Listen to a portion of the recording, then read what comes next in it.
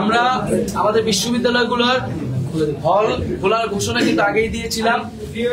আমরা মনে করি ছাত্রদের নেতৃত্বে আন্দোলন অভ্যুত্থান ঘটেছে।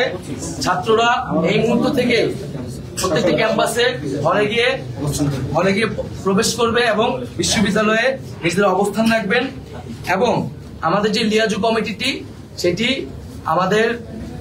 আমাদের শ্রদ্ধেয় বড় ভাই এবং আমাদের ঢাকা বিশ্ববিদ্যালয়ের আইন বিভাগের শিক্ষার্থী মাহফুজ আব্দুল্লাহ, তার সমন্বয়ে রাতের মধ্যে একটি লিয়াজু কমিটি আমরা ঘোষণা করব, যারা সকল পক্ষের সাথে আলোচনা করবে। এবং আমরা সারা দেশের মানুষের প্রতি, মুক্তিকামী ছাত্র জনতার প্রতি আবারও আহ্বান জানাচ্ছি, আপনারা শান্তিপূর্ণভাবে অবস্থান করুন। আমাদের বিজয়ের প্রথম ধাপ পূর্ণ হয়েছে, দ্বিতীয় ধাপও আমরা পূর্ণ করব।